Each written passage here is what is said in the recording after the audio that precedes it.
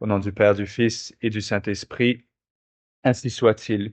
Alors, la dernière fois que nous nous sommes rencontrés, nous avons fait le chapitre 30, qui était l'introduction à la grande partie et dernière partie donc de notre catéchisme qui traite des commandements de Dieu.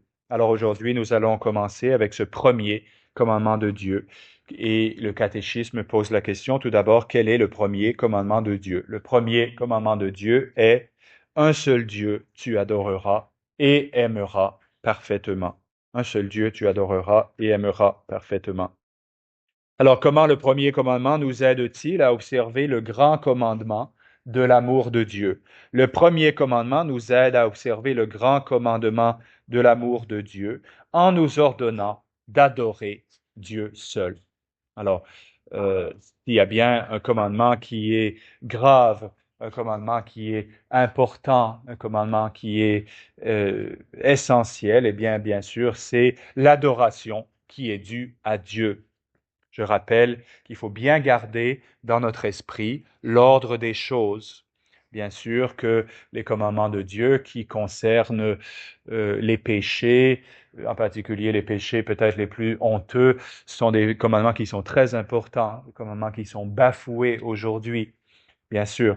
Mais le plus grand commandement de Dieu, eh bien, c'est le commandement d'adorer Dieu seul. En d'autres termes, quelquefois, étant donné eh bien, notre nature, étant donné que nous sommes corporels, étant donné que certains péchés nous donnent plus de honte que d'autres péchés, on a tendance à les considérer comme étant pratiquement plus graves que d'autres péchés. Certaines personnes vont se scandaliser de voir la morale qui n'est pas défendue dans le Novus Ordo, au contraire, la morale qui est attaquée, etc. Et ne se rendent pas compte que dans ce même Novus Ordo, eh bien, on fait des choses qui sont opposées au premier commandement de Dieu, l'adoration qui est due à Dieu seul. C'est le cas, par exemple, des rencontres interreligieuses. Vous voyez, on met ensemble tous les faux cultes. On agit comme si le Dieu des chrétiens était finalement un Dieu parmi tous les dieux de tous les faux dieux, en fait, des fausses religions. Et, directement contraire, on agit de façon directement contraire au premier commandement du Seigneur. Ça a été le cas, par exemple, aussi, quand on a permis la vénération de la Pachamama, cette espèce de déesse païenne, dans les jardins du Vatican. Donc, les cas de violation très graves du premier commandement de Dieu dans le Novus Ordo sont légion, sont très abondants, et c'est ça, bien sûr, qui est le plus grave. Alors, le premier commandement nous aide à observer le grand commandement de l'amour de Dieu en nous ordonnant d'adorer Dieu seul. Pourquoi on dit le premier commandement et ensuite le grand commandement de l'amour de Dieu? Ben parce que dans l'Évangile, euh, on voit que les Juifs demandent à notre Seigneur Jésus-Christ, quel est le plus grand commandement? Et Jésus répond en disant, le premier et le plus grand de tous les commandements, c'est celui-ci, tu aimeras le Seigneur ton Dieu de tout ton cœur, de toute ton âme et de tout ton esprit. Donc Jésus a résumé les commandements de Dieu en deux commandements, celui de l'amour de Dieu et celui de l'amour du prochain, en nous disant, si vous gardez cette loi, eh bien, vous allez respecter aussi tous les commandements de Dieu. Si vous êtes inspiré par l'amour de Dieu, eh bien, vous allez garder tous les commandements de Dieu. Alors, comment adorons-nous Dieu? Nous adorons Dieu par la foi, l'espérance et la charité, et par le culte que nous lui rendons comme au Créateur et au Maître souverain de toutes choses. La vertu de foi et l'adoration qui est due à Dieu se manifeste par la foi, premièrement, dans notre âme. Encore une fois, la foi est la plus grande, la première plutôt de toutes les vertus. La foi, l'espérance et la charité, les vertus théologales, la plus grande est la charité, comme nous le savons, mais au-delà des vertus morales, qui sont très importantes, encore une fois, il y a les vertus théologales, qui sont les plus importantes. La première façon de sauver notre âme et de plaire à Dieu, eh bien, c'est d'avoir la foi. c'est d'avoir la foi catholique. Nous adorons Dieu par la foi, nous adorons Dieu par l'espérance, et nous adorons Dieu par la charité, et finalement, nous adorons Dieu par le culte que nous lui rendons comme au Créateur et au Maître souverain de toutes choses. C'est très important, vous voyez, d'assister à la Sainte Messe, qui est le culte qui est rendu à Dieu par la Sainte Église catholique, qui est l'épouse divine, oui, de notre Seigneur Jésus-Christ, l'épouse de Jésus-Christ, qui porte en elle les principes divins que notre Seigneur Jésus-Christ y a mis. Alors, comment est-ce qu'on viole maintenant le premier commandement de Dieu? Premièrement, en rendant à un être créé l'honneur qui appartient à Dieu seul. Alors, on peut le faire de façon directe, on peut violer le premier commandement de Dieu en adorant, tout simplement, en se prosternant devant une idole. Évidemment, il s'agit là d'un très grave péché, se prosterner devant un faux Dieu. Il n'y a rien de plus grave comme péché. Mais on peut le faire d'une façon secondaire, façon peut-être moins grave, bien sûr, mais qui est quand même, qui peut-être nous toucherait, nous, personnellement, de façon plus proche. J'espère qu'aucun d'entre nous n'aura jamais la témérité de se prosterner devant une idole.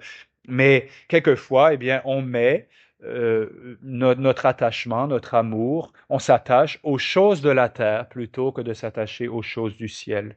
Dans les décisions qu'on doit prendre, dans la façon dont on dirige notre vie, on tient davantage compte des choses de la terre que de Dieu, que de plaire à Dieu. On cherche quelquefois à plaire aux hommes davantage qu'à plaire à Dieu. Voyez donc, à chaque fois quand on parle de la façon de violer le commandement de Dieu, les commandements de Dieu, on peut donner la forme la plus grave de violation du commandement de Dieu, mais on doit aussi s'intéresser à la façon dont nous, dans notre vie, eh bien, nous sommes tentés. Le démon sait bien que nous sommes catholiques, le démon sait bien que nous sommes chrétiens, que nous voulons chercher, bien sûr, à rester fidèles à la foi jusqu'au dernier instant de notre vie. Alors, il nous tentera peut-être pas directement par l'idolâtrie elle-même, mais par le désir, eh bien, de mettre notre espérance dans les biens de la terre plutôt que dans les biens du ciel. Donc, en rendant à un être créé l'honneur qui appartient à Dieu seul. Tu aimeras le Seigneur ton Dieu de tout ton cœur, par-dessus toute chose. En rendant ensuite à Dieu un faux culte. On viole le premier commandement de Dieu en rendant à Dieu un faux culte. Voilà pourquoi il n'est pas permis aux catholiques, eh bien, de participer à des faux cultes. Il n'est pas permis aux catholiques de participer à des faux cultes. Donc, on ne peut pas participer à un culte protestant. On ne peut pas participer activement à un culte protestant. Voilà pourquoi aussi nous nous abstenons d'assister à la nouvelle messe. La nouvelle messe qui est un culte qui a été fait par les ennemis de Dieu. Les ennemis de Dieu qui ont mis en place une fausse messe qui remplace la messe et qui a toujours été en usage dans l'Église, dans le rite latin. Voilà, donc un faux culte, participer activement à la nouvelle messe, eh bien, pour celui qui en est conscient, c'est certainement qui est conscient de la malice de ce rite, eh bien, c'est certainement un péché et, bien sûr, je le pense, un péché qui est grave. Il y a aussi, bien sûr, comme vous le savez, cette situation extrêmement pénible où beaucoup même de gens de la tradition, eh bien, dans le culte qui est très saint, qui est rendu à Dieu, eh bien, s'unissent explicitement à ceux qui détruisent la religion catholique, à ceux qui sont en réalité des ennemis de Dieu.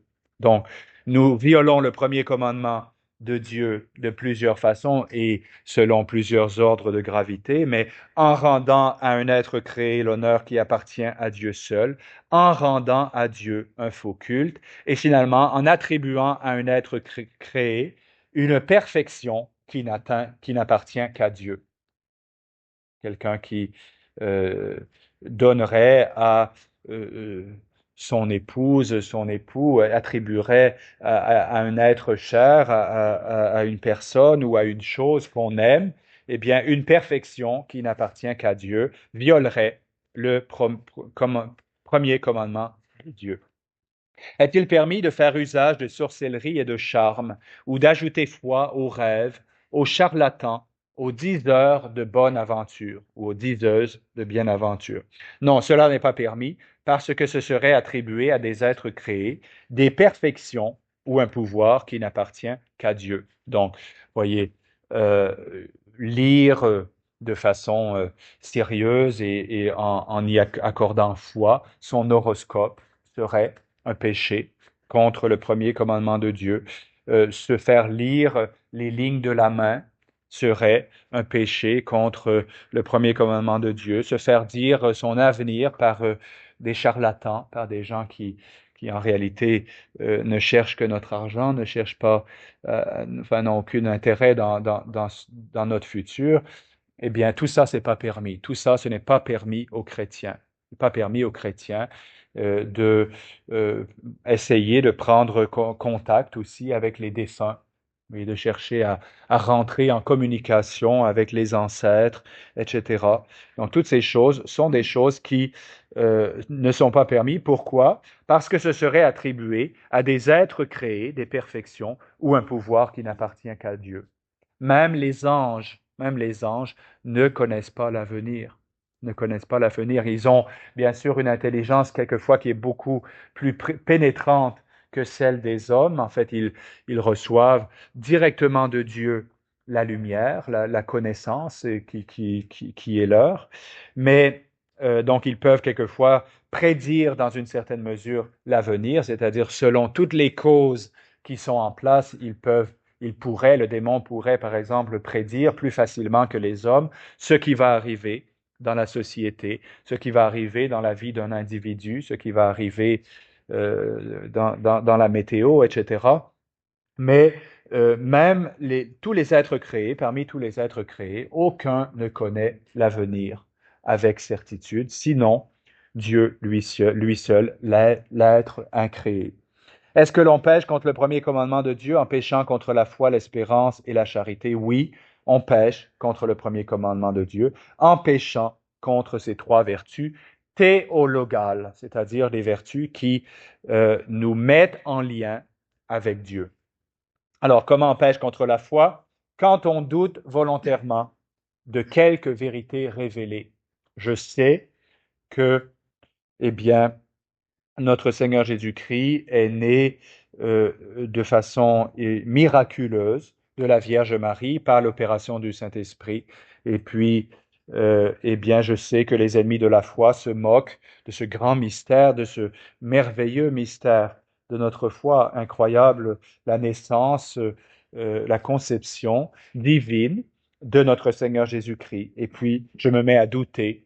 J'entends les erreurs, les sottises, en fait, des soi-disant scientifiques modernes sur la théorie de l'évolution. Et puis, je commence à douter dans mon cœur, non pas que c'est une tentation qui se présente à moi, si c'est une tentation, eh bien, je dois la rejeter, mais j'accepte volontairement, oui, le doute, et je commence à laisser le doute s'installer dans mon âme. Eh bien, je pêche contre la foi. Quand on refuse de croire ce que Dieu nous enseigne par son Église, quand on refuse de croire ce que Dieu nous enseigne par son Église, nous péchons contre la foi. Quand on rougit de paraître chrétien ou qu'on renonce formellement à la foi. Et j'aimerais ici dire quelques mots en particulier aux hommes qui sont dans cette salle. Vous voyez, souvent, on insiste bien sûr pour que les femmes s'habillent de façon modeste, etc. Et bien sûr, c'est très important, c'est très, très important.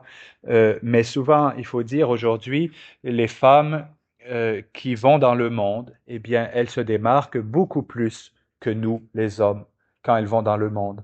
Les hommes de la tradition peuvent vivre dans le monde avec leurs collègues de travail, etc., sans que pratiquement les collègues de travail se rendent compte qu'ils sont différents de leur foi. Voyez. Une femme qui s'habille modestement, qui va faire les courses, etc., enfin les différentes choses qu'elle doit faire dans le monde, immédiatement, elle donne aujourd'hui un témoignage de sa foi. Elle donne un témoignage de sa foi. C'est quelque chose de beau, de courageux. Et nous, les hommes, eh bien, quelquefois, on aurait l'occasion de témoigner de notre foi. Des toutes petites choses. Je suis vous voyez, dans une compagnie, et puis je fais une petite prière avant de manger. Je ne cherche pas à cacher ma foi, ou alors notre Seigneur Jésus-Christ est attaqué, je le défends avec courage.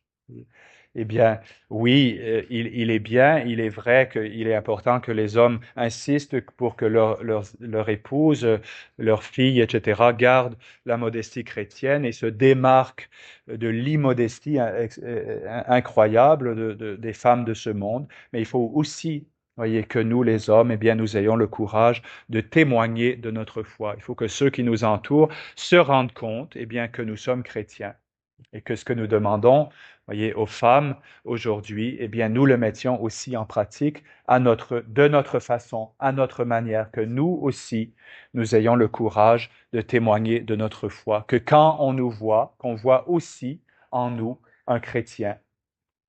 Alors, donc, quand on rougit de paraître chrétien ou qu'on renonce formellement à la foi, renoncer formellement à la foi est un péché d'une extrême gravité et un péché qui nous guette en quelque sorte aujourd'hui davantage que dans le passé. Pourquoi? Parce que nous ramons à contre-courant. Nous sommes à contre-courant et puis il y a énormément de problèmes bien sûr dans l'Église, problèmes dans la tradition, problèmes l'Église est la tradition, bien sûr, mais donc problèmes partout qui quelquefois viennent ébranler notre foi. Oui, nous sommes et nous avons raison quelquefois d'être un peu scandalisés, comme les apôtres étaient scandalisés, par la passion de notre Seigneur Jésus-Christ. Alors il faut demeurer ferme dans la foi. Il faut demeurer ferme dans la foi.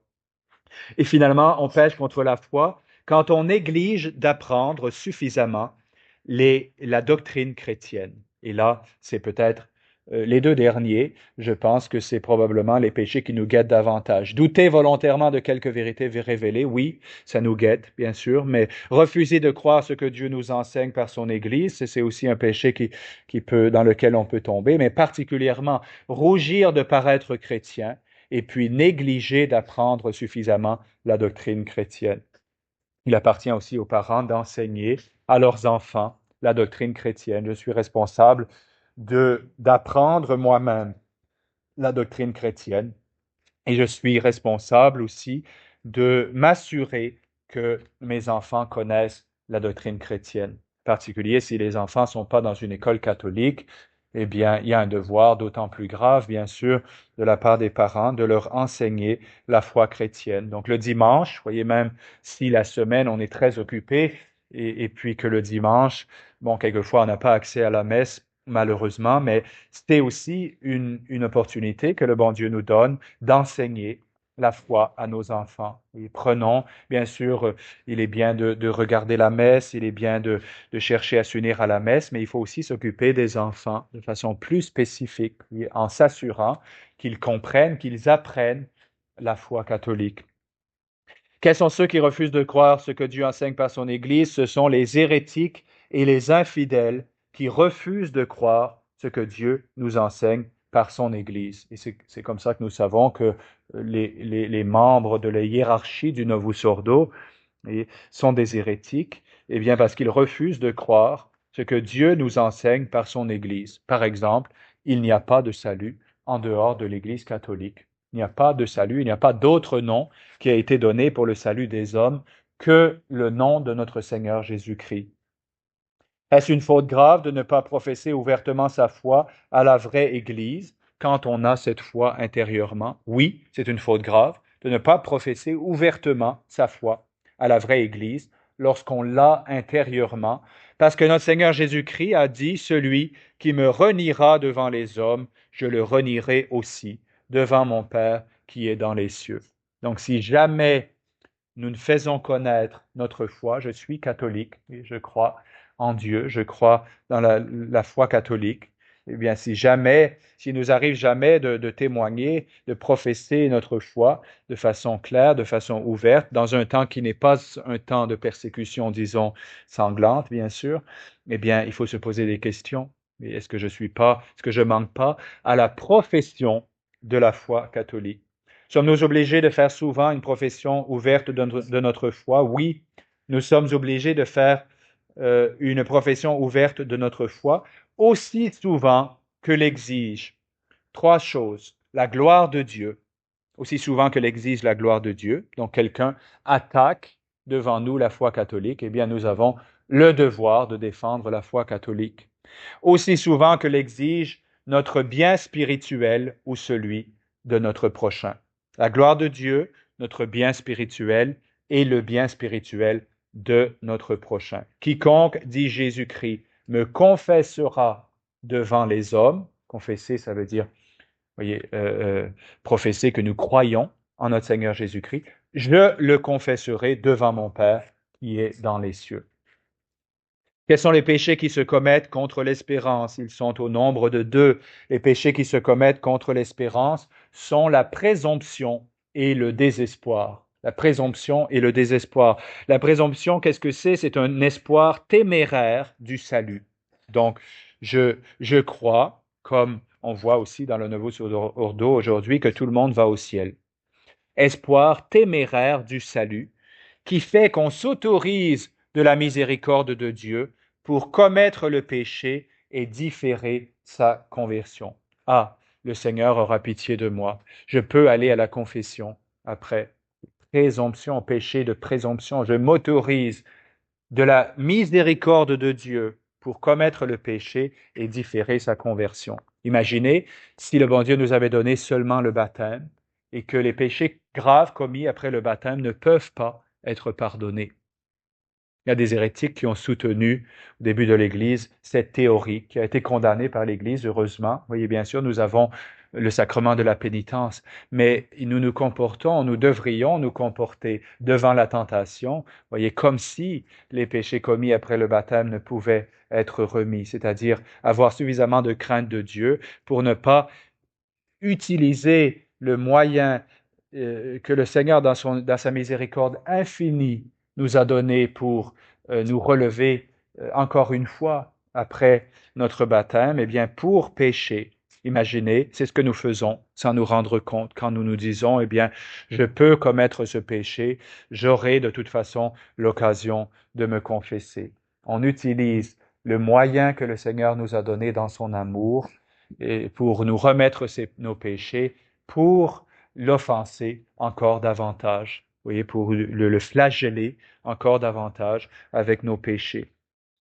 Qu'est-ce que c'est le désespoir? Le désespoir est la perte de l'espérance à la miséricorde de Dieu quand il s'agit de la conversion et du salut éternel. C'est le contraire, c'est de désespérer de la miséricorde de Dieu quand il s'agit de la conversion et du salut éternel. On pense, eh bien, voyez, le désespoir, c'est de faire notre péché plus grand que Dieu.